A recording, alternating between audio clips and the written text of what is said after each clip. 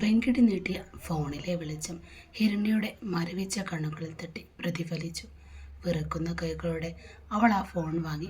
സ്ക്രീനിൽ തെളിയുന്ന ആ മുഖം കണ്ടപ്പോൾ അവളുടെ ഉള്ളിൽ പഴയ മുറിവുകൾ വീണ്ടും നീറിപ്പുകഞ്ഞു. തൻ്റെ ജീവിതത്തിലേക്ക് കടന്നു വന്ന രണ്ട് പുരുഷന്മാർ, സ്നേഹമാണെന്ന് കരുതി താൻ കൂടെ കൂട്ടിയവർ, രണ്ടുപേരും തന്നെ ചതിക്കുകയായിരുന്നു. രാഹുലിനൊപ്പം പുതിയൊരു ജീവിതം സ്വപ്നം കണ്ട ഹിരണ്യക്ക് മുന്നിൽ ഓരോ വാതിലുകളും കൊട്ടിയടക്കപ്പെട്ടു. എത്ര ശ്രമിച്ചിട്ടും അവൻ ഒരിടത്തും ജോലിയും കിട്ടിയില്ല. ഓരോ ഇൻ്റർവ്യൂ കഴിഞ്ഞ് മടങ്ങുമ്പോഴും രാഹുലിൻ്റെ മുഖത്തെ നിരാശ പിന്നീട് ക്രോധമായി പതിയെ മാറി. ഇതിൻ്റെ പിന്നിൽ അവൻ തന്നെയാണ്, ഹിരണ്യ, രുദ്രൻ. രാഹുൽ പല്ലിറുമ്പിക്കൊണ്ട് പറഞ്ഞു. നമ്മളെ സമാധാനമായി ജീവിക്കാൻ അവൻ അനുവദിക്കില്ല. അവൻ്റെ കണ്ണുകൾ നമുക്ക് ചുറ്റുമുണ്ട്. അത് സത്യമായിരുന്നു. രുദ്രൻ്റെ ചാണക്യതന്ത്രങ്ങൾക്ക് മുന്നിൽ രാഹുൽ വെറുമൊരു പാവയുമായി. വെറുമൊരു മാസത്തെ ആയുസ് മാത്രമേ അവരുടെ ദാമ്പത്യത്തിന് ഉണ്ടായിട്ടുള്ളൂ എന്നവൾ അറിഞ്ഞതുമില്ല. വീട്ടിലെ ദാരിദ്ര്യവും രുദ്രൻ്റെ പേടിയും രാഹുലിനെ മറ്റൊരു മനുഷ്യനാക്കി മാറി. മദ്യത്തിൻ്റെ ലഹരിയിൽ അവൻ അവളെ ഉപദ്രവിക്കാൻ തുടങ്ങി. ഇതിനെല്ലാം മൗനസമ്മതം നൽകി എരുതിയിൽ എണ്ണ ഒഴിക്കുന്ന സ്വഭാവമായിരുന്നു മല്ലികയ്ക്കും. ഹിരണ്യക്ക് പ്രഭ മല്ലികയ്ക്ക് നൽകിയ 50 ലക്ഷം രൂപ മല്ലികയും രാഹുലും ചേർന്ന് ആഡംബരങ്ങൾക്കായി ആ ഒരു മാസത്തിനുള്ളിൽ തന്നെ അത് ദൂർത്തടിച്ചു തീർത്തു. പണം തീർന്നതോടെ ഹിരണ്യ ആ വീട്ടിൽ ഒരു അധികപ്പറ്റായി. മഴ കനത്തു പെയ്യുന്ന ആ രാത്രി പുറത്തെ ഇടിമുഴക്കത്തേക്കാൾ ഭീകരമായിരുന്നുവെന്ന് ഹിരണ്യയുടെ ഉള്ളിൽ നടക്കുന്നുണ്ടായിരുന്നു. താൻ ജീവശ്വാസം പോലെ സ്നേഹിച്ച ഭർത്താവ് രാഹുൽ അപരിചിതനായ കുറച്ച് കൂട്ടുകാരുമായി മുറിയിലേക്ക് കയറി വന്നപ്പോൾ അവൾ പകച്ചുപോയി. അവരുടെ കണ്ണുകളിലെ ആർത്തിയും രാഹുലിൻ്റെ മുഖത്തെ പാവശൂന്യതയും കണ്ടപ്പോൾ അവളുടെ ഉള്ളിലെ താലിന്ന് പൊള്ളിപ്പിടഞ്ഞു. രാഹുൽ, എന്താണിതൊക്കെ? ഹിരണ്യ വിറയലോടെ അവനോടായി ചോദിച്ചു. രാഹുൽ അവളെ നോക്കാതെ ഒരു സിഗരറ്റിൽ തീ കൊടുത്തു. ഹിരണ്യ, നമുക്ക് പണം വേണം. എൻ്റെ കടങ്ങൾ തീർക്കാൻ നീ ഒന്ന് സഹകരിക്കണം. ഇവരെൻ്റെ സുഹൃത്തുക്കളാണ്. ആ വാക്കുകൾ അവളുടെ കാതുകളിൽ ഈയമുരുക്കി ഒഴിച്ചതുപോലെ തോന്നി. ആ നിമിഷം രാഹുലിനോടുള്ള അവസാന തരിമ്പ് വിശ്വാസവും അവളിൽ നിന്നും കരിഞ്ഞുപോയി. വാതിൽക്കൽ മല്ലിക നിൽപ്പുണ്ടായിരുന്നു. ഒരു അമ്മയുടെ ഭാവമായിരുന്നില്ല അവർക്ക്. പണത്തോടുള്ള ആർത്തിയിൽ മരവിച്ചു പോയൊരു രൂപം. നോക്ക് ഹിരണ്യ, ഇതൊക്കെ ഇന്നത്തെ കാലത്ത് സാധാരണയാ. നീ ഒന്ന് കണ്ണടച്ചാൽ തീരാവുന്ന പ്രശ്നമേ ഉള്ളൂ. പണം വന്നാൽ നീ തന്നെ സുഖമായി വായില്ലേ? മല്ലികയുടെ ആ വാക്കുകൾ ഹിരണ്യെ അറപ്പിച്ചു. തൻ്റെ ഭർത്താവല്ലാതെ മറ്റൊരു പുരുഷൻ തന്നെ സ്പർശിക്കുന്നത് ചിന്തിക്കാൻ പോലും അവൾക്കായില്ല. ആ രാത്രി ആ നരകതുല്യമായ വീട്ടിൽ നിന്നും അവൾ ഇറങ്ങിയോടി. പിന്നീട് മല്ലികയുടെ ശാപവാക്കുകളും രാഹുലിൻ്റെ അട്ടഹാസവും അവിടെ കേൾക്കാമായിരുന്നു. എങ്ങോട്ടെന്നില്ലാതെ മഴ നനഞ്ഞ് അവൾ ആ നഗരത്തിലൂടെ അലഞ്ഞു. പാതിരാത്രിയിൽ വിജനമായ ഒരു റോഡടുക്കിൽ ആശുപത്രി കെട്ടിടത്തിന് മുന്നിൽ അവൾ തളർന്നിരുന്നു. അപ്പോഴാണ് ഒരു വലിയ ശബ്ദം കേട്ടത്. ദൂരെ ഒരു യുവാവിനെ ഒരു കൂട്ടം ഗുണ്ടകൾ വളഞ്ഞിരിക്കുന്നു. ഇരുമ്പ് ദണ്ഡുകളും മാരകായുധങ്ങളും. അവർ അവനെ ആക്രമിക്കുകയാണ്. ക്രൂരമായ മർദ്ദനമേറ്റ് അവൻ ചോരയിൽ കുളിച്ചു വീണു. പക്ഷെ 10 പേരോട് ഒറ്റയ്ക്ക് പൊരുതിയ ആ യുവാവിൻ്റെ കണ്ണുകളിൽ വീര്യം ഹിരണ്യെ അത്ഭുതപ്പെടുത്തി. അവൻ മരിക്കാൻ പോവുകയാണെന്ന് കണ്ടപ്പോൾ ഹിരണ്യയുടെ ഉള്ളിലെ എവിടെയോ മറിഞ്ഞു.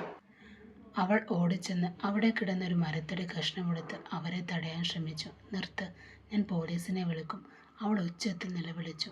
അവളുടെ അപ്രതീക്ഷിതമായ ഇടപെടലും ദൂരെയുള്ള പോലീസ് ജീപ്പിൻ്റെ സൈറൻ ശബ്ദവും കണ്ട ഗുണ്ടകൾ അവനെ അവിടെ ഉപേക്ഷിച്ച് ഇരുട്ടിലേക്ക് മറിഞ്ഞു. ചോരയിൽ കുളിച്ചു കിടക്കുന്ന അവനിലേക്ക് അവൾ ഓടിയെത്തി. ബോധം മറിഞ്ഞു തുടങ്ങിയ ആ യുവാവിൻ്റെ കണ്ണുകൾ ഒരു നിമിഷം ഹിരണ്യയിലേക്ക് നീണ്ടു. ആ നോട്ടത്തിൽ ഒരു തരം നന്ദിയുണ്ടായിരുന്നു. സഹായിക്കണം, അവൻ പിറുപിറുത്തു. ഹിരണ്യ തളർന്നില്ല. തൻ്റെ ജീവിതം തകർത്ത പുരുഷന്മാരെ കണ്ട അവൾക്ക് മരണം മുന്നിൽ കണ്ട ആ പരിചിതനെ രക്ഷിക്കുക എന്നതാണ് നിയോഗമായി തോന്നി. അവൾ ആംബുലൻസ് വിളിച്ചു. അവളെ താങ്ങിയെടുത്ത് ആശുപത്രിയുള്ളിലേക്ക് എത്തിച്ചു. ആ രാത്രി അവൾ ഒരു കാര്യം ഉറപ്പിച്ചു. ഇനി അവൾ പഴയ ഹിരണ്യയല്ല. തന്നെ തകർത്തവർക്ക് മുന്നിൽ തലയുയർത്തി നിൽക്കാൻ വിധിക്കപ്പെട്ടവളായി. എല്ലാത്തിനും തുടക്കം അവൻ മാത്രം, ഒരു രുദ്രൻ. അവനെ സ്നേഹിക്കേണ്ടിരുന്നില്ല എന്നവൾക്ക് തോന്നി. അവൻ തന്നെ ജീവിതത്തിൽ വന്നതോടെ എല്ലാ സന്തോഷവും പോയി. തൻ്റെ കുടുംബം, തൻ്റെ അച്ഛൻ, തൻ്റെ അമ്മ, എല്ലാവരും തനിക്ക് നഷ്ടമായി. പിന്നീട് അവൾ തൻ്റെ മാനം കാക്കാൻ ഒരു തുള്ളി വെള്ളം കുടിക്കാൻ പോലും കാശില്ല അവളുടെ കയ്യിൽ. വൈകുന്നേരം 6 മണി. ഹിരണ്യ ഹോട്ടലിലെ ജനലിലൂടെ പുറത്തെ ആകാശം നോക്കി നിൽക്കുന്നു. ആ സമയത്താണ് വെങ്കടി ഹോട്ടലിലേക്ക് കയറി വന്നത്.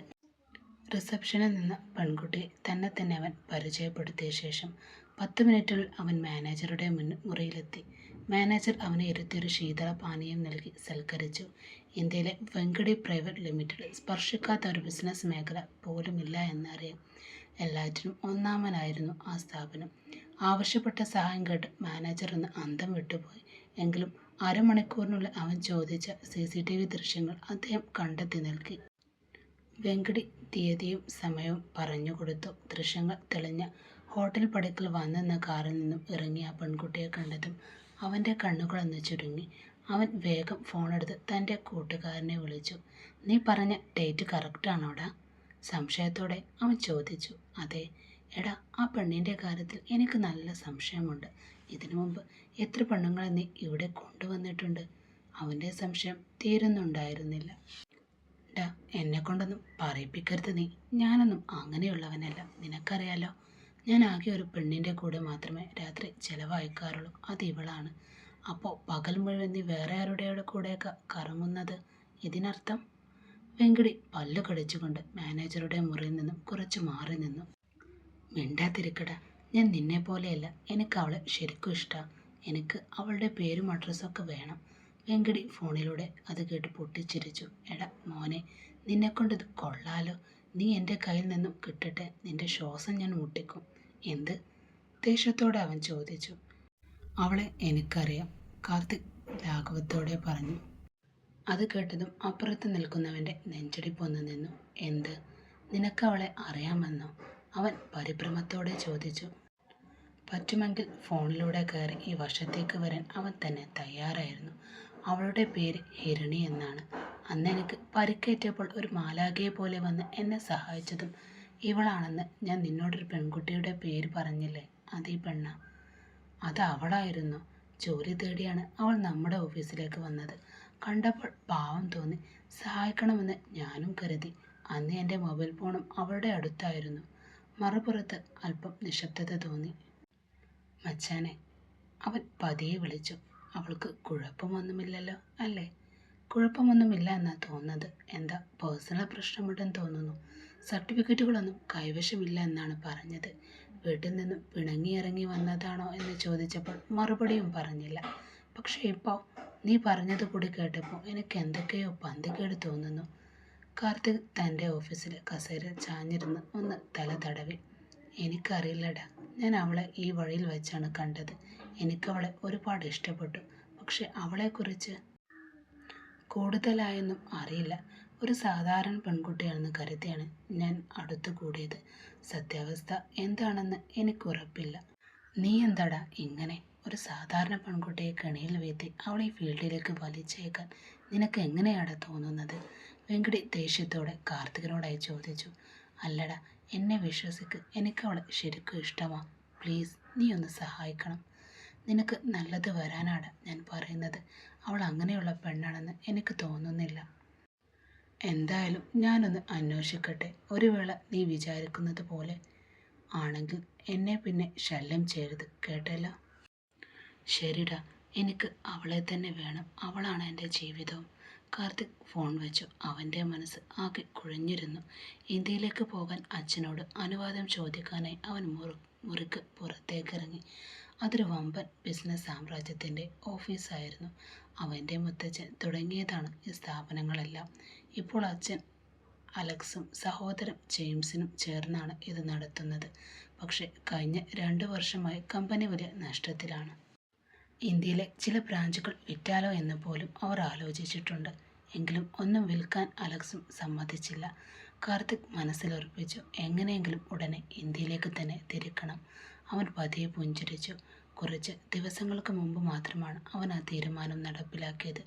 തൻ്റെ അമ്മാവൻ്റെ പേരിൽ കമ്പനി പകുതി ഓഹരികളും അവൻ മാറ്റിക്കഴിഞ്ഞു. ഹിരണിയെ കണ്ടുമുട്ടിയതും ആ നിമിഷത്തിലൊന്നായിരുന്നു. അച്ഛൻ്റെ മുറിയിലേക്ക് കടന്നു ചെല്ലുമ്പോൾ അവിടെ സുപ്രധാന മീറ്റിംഗ് നടക്കുന്ന സമയമായിരുന്നു അത്. അലക്സ് ഗൗരവത്തോടെ തൻ്റെ വാച്ചിലേക്ക് നോക്കി ക്രോധത്തോടെ അവനോടായി മൊഴിഞ്ഞു. "നീ ഒരുപാട് വൈകിപ്പോയി. 10 മിനിറ്റ് മുൻപേ എത്തേണ്ടതായിരുന്നു." ഓർത്ത് അവൻ സ്വയം പഴിചാരി. "വരൂ കാർത്തിക്." ജെയിംസ് ശാന്തനായി അവനെ വിളിച്ചു. താമസിച്ചു വന്നതിനെക്കുറിച്ച് ആരും പരാതിയും പെട്ടില്ല. കാർത്തിക് തൻ്റെ വലിയച്ഛൻ്റെ വാക്കുകൾക്ക് കാതോർത്തു.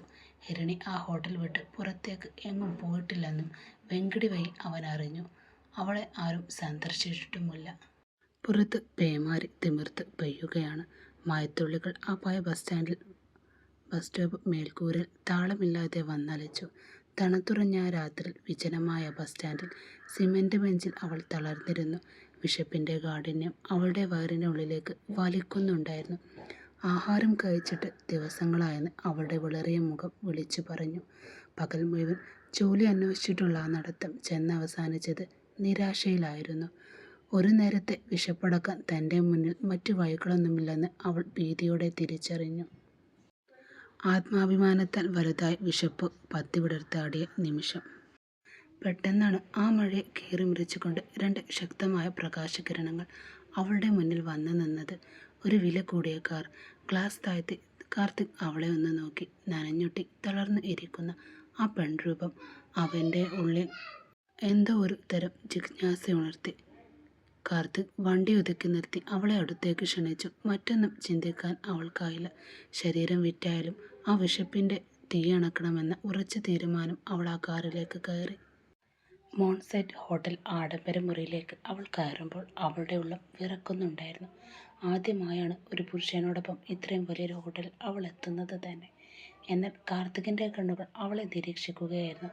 അവളുടെ പരിഭ്രമം, മുറിയിലെ വസ്തുക്കളോടുള്ള അവളുടെ അപരിചിതത്വം, തറയിൽ നോക്കി നിൽക്കുന്ന ആ നിൽപ്പ് എല്ലാം വിളിച്ചു പറയുന്നുണ്ടായിരുന്നു അവൾ ഇതിനു മുമ്പ് ചെയ്തിട്ടുള്ള ഒരാളല്ല എന്ന്. ലഹരിയുടെയോ ആസക്തിയുടെയോ അടയാളങ്ങളില്ലാതെ ആ മുഖത്ത് കണ്ടത് അതിജീവനത്തിൻ്റെ കഷ്ടപ്പാട് മാത്രമായിരുന്നു. നീ ഒരു പ്രോസ്റ്റിറ്റ്യൂട്ട് അല്ലല്ലോ അല്ലേ? കാർത്തികിൻ്റെ പെട്ടെന്നുള്ള ചോദ്യം കേട്ട് അവൾ ഞെട്ടി. അവൻ്റെ നോട്ടം അവളുടെ കണ്ണുകളിലേക്ക് തുളച്ചു കയറി. അവളുടെ ഓരോ ചലനവും നോവിലെ വരികൾ പോലെ അവന് വ്യക്തമായിരുന്നു. സാഹചര്യങ്ങൾ അവളെ ഇവിടെ എത്തിച്ചതാകാം. പക്ഷെ അവളുടെ സ്വഭാവത്തിലെ ആ വിശുദ്ധി മറച്ചു വെക്കാൻ അവൾക്ക് കഴിഞ്ഞില്ല.